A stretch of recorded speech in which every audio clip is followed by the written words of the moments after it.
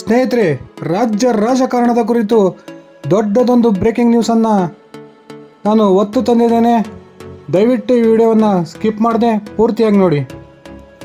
ಮುಂಬರುವ ಲೋಕಸಭಾ ಚುನಾವಣೆಯಲ್ಲಿ 400 ಸ್ಥಾನಗಳ ಗುರಿಯನ್ನು ಹೊಂದಿರತಕ್ಕಂಥ BJP ಈಗಾಗಲೇ ಭರ್ಜರಿಯಾದ ಚುನಾವಣಾ ತಯಾರಿಯಲ್ಲಿ ತೊಡಗಿಕೊಂಡಿದೆ. BJP ತಾನು ಇಟ್ಕೊಂಡಿರ್ತಕ್ಕಂಥ 400 ಸ್ಥಾನಗಳ ಒಂದು ಗುರಿಯನ್ನು ತಲುಪಬೇಕಾದ್ರೆ BJPಗೆ ಈ ಬಾರಿ ದಕ್ಷಿಣ ಭಾರತದಲ್ಲಿ ಹೆಚ್ಚಿನ ಸ್ಥಾನವನ್ನು ಗೆಲ್ತಕ್ಕಂಥ ಅಗತ್ಯ ಖಂಡಿತವಾಗಲೂ ಇದೆ. ಕಳೆದ ಲೋಕಸಭಾ ಚುನಾವಣೆಯಲ್ಲಿ ದಕ್ಷಿಣ ಭಾರತದಲ್ಲಿ ಕೇವಲ 29 ಸ್ಥಾನಗಳನ್ನು ಗೆದ್ದಿದ್ದಂತಹ BJP ಈ ಬಾರಿ ದಕ್ಷಿಣ ಭಾರತದಿಂದ 60 ಲೋಕಸಭಾ ಸ್ಥಾನಗಳನ್ನು ಗೆಲ್ಲಬೇಕು ಅಂತಕ್ಕಂಥ ದೊಡ್ಡ ಗುರಿಯನ್ನು ಹೊಂದಿ ಈಗಾಗಲೇ ಆ ನಿಟ್ಟಿನಲ್ಲಿ ಕಾರ್ಯಪ್ರವೃತ್ತವಾಗಿದೆ. ದಕ್ಷಿಣ ಭಾರತವನ್ನೇ ಟಾರ್ಗೆಟ್ ಮಾಡಿಕೊಂಡಿರ್ತಕ್ಕಂಥ ರಾಷ್ಟ್ರೀಯ BJPಯ ವರಿಷ್ಠರು ಇದೀಗ ಪದೇ ಪದೇ ದಕ್ಷಿಣ ಭಾರತದ ರಾಜ್ಯಗಳಿಗೆ ತಮ್ಮ ಪ್ರವಾಸಗಳನ್ನು ಹಮ್ಮಿಕೊಳ್ಳೋದ್ರ ಮೂಲಕ ಅನೇಕ ಕಾರ್ಯಕ್ರಮಗಳನ್ನು ನಡೆಸ್ತಿರೋ ಮೂಲಕ ಇದೀಗ ದಕ್ಷಿಣ ಭಾರತದಲ್ಲಿ ಹೆಚ್ಚು ಸ್ಥಾನವನ್ನು ಗೆಲ್ಲುವ ಒಂದು ಕನಸಿಗೆ ಪುಷ್ಟಿಯನ್ನು ಕೊಡ್ತಾ ಇದ್ದಾರೆ ಅಂತಲೇ ಹೇಳ್ಬೋದು. ಅದರಲ್ಲೂ ಪ್ರಮುಖವಾಗಿ ದಕ್ಷಿಣ ಭಾರತದಲ್ಲಿ BJPಗೆ ದೊಡ್ಡ ಶಕ್ತಿ ಇರತಕ್ಕಂಥ ಒಂದೇ ಒಂದು ರಾಜ್ಯ ಅಂದರೆ ಅದು ಕರ್ನಾಟಕ ಮಾತ್ರ. ಕಳೆದ ಲೋಕಸಭಾ ಚುನಾವಣೆಯಲ್ಲಿ 28 ಲೋಕಸಭಾ ಸ್ಥಾನಗಳ ಪೈಕಿ ಭರ್ಜರಿಯಾಗಿ 25 ಸ್ಥಾನಗಳನ್ನು ಕರ್ನಾಟಕದಿಂದ ಗೆದ್ದಿದ್ದಂತಹ BJP ಈ ಬಾರಿಯೂ ಕೂಡ 28ಕ್ಕೆ 28 ಲೋಕಸಭಾ ಕ್ಷೇತ್ರಗಳನ್ನು ಗೆಲ್ಲಬೇಕು ಅಂತಕ್ಕಂಥ ಮಹತ್ವದ ಗುರಿಯನ್ನು ಹೊಂದಿದೆ. ಈ ಟಾರ್ಗೆಟನ್ನು ರೀಚ್ ಆಗೋದಕ್ಕೋಸ್ಕರವಾಗಿ BJP ಕರ್ನಾಟಕದಲ್ಲಿ ಅತ್ಯಂತ ಮಹತ್ವದವಾದ ರಾಜಕೀಯ ಹೆಜ್ಜೆಯನ್ನು ಇಡ್ತಾ ಇದೆ ಅಂತಲೇ ಹೇಳ್ಬೋದು. ಕಳೆದ 2019ರ ರಾಜ್ಯ ವಿಧಾನಸಭಾ ಚುನಾವಣೆಯಲ್ಲಿ ಭಾರತೀಯ ಜನತಾ ಪಕ್ಷದ ಹೀನಾಯ ಸೋಲಿಗೆ ಲಿಂಗಾಯತ ಮತಗಳು ಕೈಕೊಟ್ಟಿದ್ದೇ ಕಾರಣ ಅಂತಕ್ಕಂಥದ್ದು ನಮಗೆಲ್ಲ ಗೊತ್ತಿರುವ ವಿಷಯ. ಆ ವಿಧಾನಸಭೆಯ ಚುನಾವಣೆಯ ಸಂದರ್ಭದಲ್ಲಿ ಟಿಕೆಟ್ ಹಂಚಿಕೆಯಲ್ಲಿ ಆದಂಥ ಗೊಂದಲದಿಂದಾಗಿ ರಾಜ್ಯದ ಅನೇಕ ವಿಧಾನಸಭಾ ಕ್ಷೇತ್ರಗಳಲ್ಲಿ BJP ತನ್ನ ಸ್ವಪಕ್ಷದವರಿಂದಲೇ ಬಂಡಾಯವನ್ನು ಎದುರಿಸಿ ಆ ಮೂಲಕ ಹೀನಾಯ ಸೋಲಿಗೆ ಕಾರಣವಾಯಿತು ಅಂತಲೇ ಹೇಳ್ಬೋದು. ಅದರಲ್ಲೂ ಕೂಡ BJPಯ ಪ್ರಮುಖ ಲಿಂಗಾಯತ ನಾಯಕರು ಪಕ್ಷವನ್ನು ತೊರೆದು ಕಾಂಗ್ರೆಸ್ ಪಕ್ಷವನ್ನು ಸೇರೋದ್ರ ಮೂಲಕ BJPಗೆ ದೊಡ್ಡ ಆಘಾತವನ್ನು ನೀಡಿದ್ರು ಅಂತಲೇ ಹೇಳ್ಬೋದು. ಕಳೆದ ವಿಧಾನಸಭಾ ಚುನಾವಣೆಯಲ್ಲಿ ಉತ್ತರ ಕರ್ನಾಟಕ ಭಾಗದ 2 ಪ್ರಮುಖ ಲಿಂಗಾಯತ ನಾಯಕರು ಭಾರತೀಯ ಜನತಾ ಪಕ್ಷವನ್ನು ತೊರೆಯೋದ್ರ ಮೂಲಕ ಸುಮಾರು 40ರಿಂದ 50 ವಿಧಾನಸಭಾ ಕ್ಷೇತ್ರಗಳಲ್ಲಿ BJPಗೆ ದೊಡ್ಡ ಹೊಡೆತವನ್ನು ಕೊಟ್ಟು ಆ ಮೂಲಕ BJP ಉತ್ತರ ಕರ್ನಾಟಕ ಭಾಗದಲ್ಲಿ ಹೀನಾಯ ಒಂದು ಪ್ರದರ್ಶನವನ್ನು ನೀಡೋದಕ್ಕೆ ಕಾರಣವಾಗಿದ್ದರು ಅಂತಲೇ ಹೇಳ್ಬೋದು. ಈ ಇಬ್ಬರು ಪ್ರಮುಖ ನಾಯಕರಾದ ಜಗದೀಶ್ ಶೆಟ್ಟರ್ ಹಾಗೂ ಲಕ್ಷ್ಮಣ್ ಸವದಿ ಅವರು ಇಬ್ಬರೂ ಕೂಡ ವಿಧಾನಸಭೆಗೆ ಕಾಂಗ್ರೆಸ್ ಪಕ್ಷದಿಂದ ಚುನಾವಣೆಗೆ ಸ್ಪರ್ಧೆ ಮಾಡಿ ಜಗದೀಶ್ ಶೆಟ್ಟರ್ ಅವರು ತಮ್ಮ ಶಿಷ್ಯ ಮಹೇಶ್ ತೆಂಗಿನಕಾಯಿ ವಿರುದ್ಧ ಹೀನಾಯ ಸೋಲನ್ನು ಕಂಡರೆ, ಲಕ್ಷ್ಮಣ್ ಸವದಿ ಅವರು ಬಹುದೊಡ್ಡ ಅಂತರದ ಗೆಲುವನ್ನು ಕಾಣೋದ್ರ ಮೂಲಕ ತಾನೊಬ್ಬ ಸಮರ್ಥ ನಾಯಕ ಅನ್ನೋದನ್ನು ನಿರೂಪಿಸಿದರು. ಈ ಇಬ್ಬರು ನಾಯಕರು ಪಕ್ಷ ತೊರೆದಿದ್ದ ಕಾರಣಕ್ಕಾಗಿ ಉತ್ತರ ಕರ್ನಾಟಕ ಭಾಗದ ಬಹುತೇಕ ಲಿಂಗಾಯತ ಮತದಾರರು ಕಾಂಗ್ರೆಸ್ನ ಪರವಾಗಿ ವಾಲಿ ಆ ಮೂಲಕ ಕಾಂಗ್ರೆಸ್ಗೆ ಬಹುದೊಡ್ಡ ಒಂದು ಗೆಲುವನ್ನು ತಂದುಕೊಡೋದರಲ್ಲಿ ಸಫಲರಾಗಿದ್ದರು ಅಂತಲೇ ಹೇಳ್ಬೋದು. ಸ್ವತಃ ಜಗದೀಶ್ ಶೆಟ್ಟರ್ ವಿಧಾನಸಭಾ ಚುನಾವಣೆಯಲ್ಲಿ ಸೋತರೂ ಕೂಡ ತಮ್ಮ ಸುತ್ತಮುತ್ತಿನ ಸುಮಾರು 15ರಿಂದ 20 ವಿಧಾನಸಭಾ ಕ್ಷೇತ್ರಗಳಲ್ಲಿ BJP ಸೋಲನ್ನು ಕಾಣೋದಕ್ಕೆ ಪ್ರಮುಖ ಕಾರಣ ಆಗಿದ್ದರು ಅಂತಲೇ ಹೇಳ್ಬೋದು.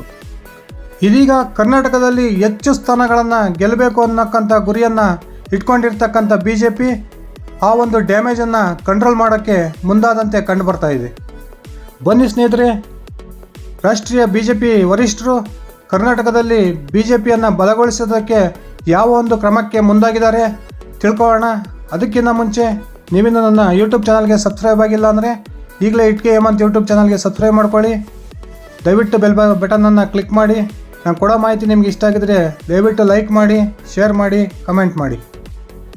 ಕಳೆದ ವಿಧಾನಸಭಾ ಚುನಾವಣೆಯಲ್ಲಿ BJP ಪಕ್ಷ ಟಿಕೆಟ್ ನಿರಾಕರಿಸಿದ್ರಿಂದ ತೀವ್ರ ಅಸಮಾಧಾನಗೊಂಡಂತಹ ಉತ್ತರ ಕರ್ನಾಟಕದ ಪ್ರಮುಖ ಇಬ್ಬರು ಲಿಂಗಾಯತ ನಾಯಕರಾಗಿದ್ದಂತಹ ಜಗದೀಶ್ ಶೆಟ್ಟರ್ ಹಾಗೂ ಲಕ್ಷ್ಮಣ್ ಸವದಿ ಅವರು ಕಾಂಗ್ರೆಸ್ ಪಕ್ಷವನ್ನು ಸೇರ್ಪಡೆ ಆಗೋದ್ರ ಮೂಲಕ BJPಗೆ ಉತ್ತರ ಕರ್ನಾಟಕ ಭಾಗದಲ್ಲಿ ಬಹುದೊಡ್ಡ ಹೊಡೆತವನ್ನು ಕೊಟ್ಟಿದ್ದರು. ತದನಂತರ ಕಾಂಗ್ರೆಸ್ ಹೋದಂಥ ಈ ಇಬ್ಬರು ಪ್ರಮುಖ ನಾಯಕರನ್ನು ಕಾಂಗ್ರೆಸ್ ಕೇವಲ ತನ್ನ ಮತ ಬ್ಯಾಂಕಾಗಿ ಉಪಯೋಗಿಸ್ಕೊಂತೇ ವಿನಃ ಅವರಿಗೆ ಈ ಕ್ಷಣದವರೆಗೂ ಯಾವುದೇ ರೀತಿಯ ಒಂದು ಸ್ಥಾನಮಾನವನ್ನು ಕೊಡೋದರಲ್ಲಿ ವಿಫಲವಾಗಿದೆ ಅಂತಲೇ ಹೇಳ್ಬೋದು.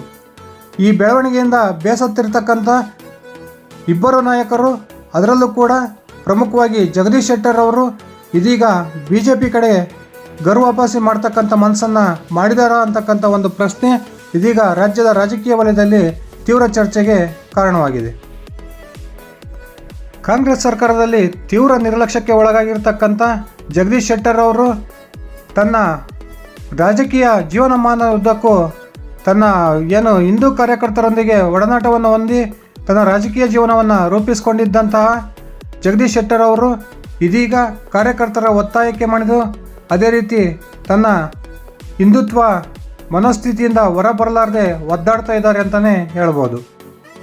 ಜಗದೀಶ್ ಶೆಟ್ಟರ್ ಹಾಗೂ ಲಕ್ಷ್ಮಣ್ ಸವದಿ ಅವರನ್ನು ಮರಳಿ BJP ಪಕ್ಷಕ್ಕೆ ಕರೆತರ್ತಕ್ಕಂಥ ಪ್ರಯತ್ನಗಳು ತೆರೆಮರೆಯಲ್ಲಿ ನಡೀತಾನೆ ಬಂದಿದ್ದಾವೆ.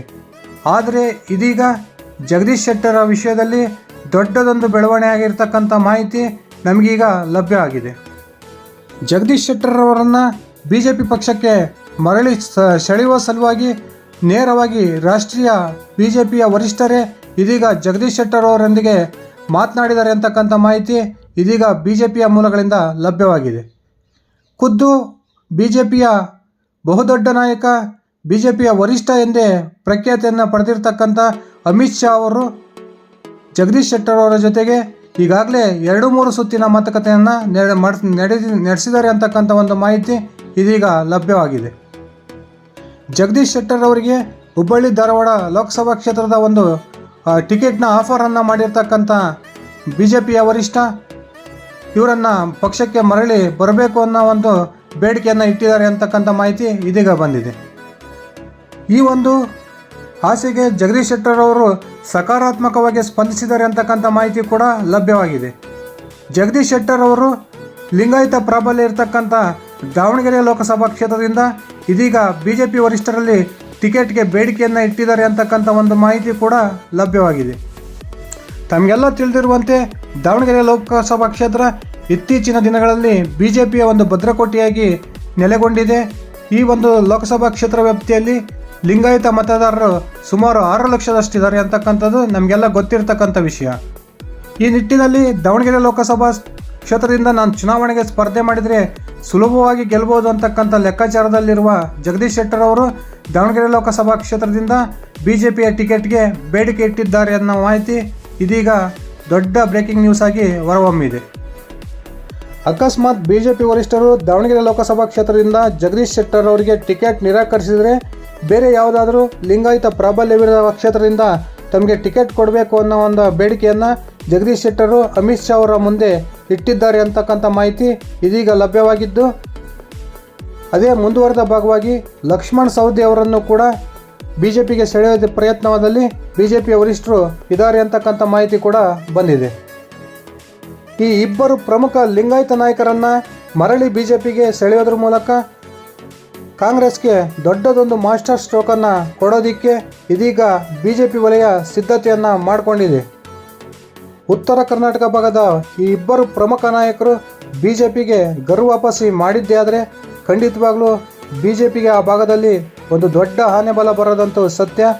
ಈ ನಿಟ್ಟಿನಲ್ಲಿ ಕಾರ್ಯಪ್ರವೃತ್ತರಾಗಿರ್ತಕ್ಕಂಥ BJPಯ ವರಿಷ್ಠರು ಅನೇಕ ಸುತ್ತಿನ ಮಾತುಕತೆಯ ಮೂಲಕ ಇದೀಗ ಜಗದೀಶ್ ಶೆಟ್ಟರ್ ಅವರನ್ನು ಮನವನ್ನು ಒಲಿಸಿದ್ದಾರೆ ಅಂತಕ್ಕಂಥ ಮಾಹಿತಿ ಕೂಡ ಲಭ್ಯವಾಗಿದೆ.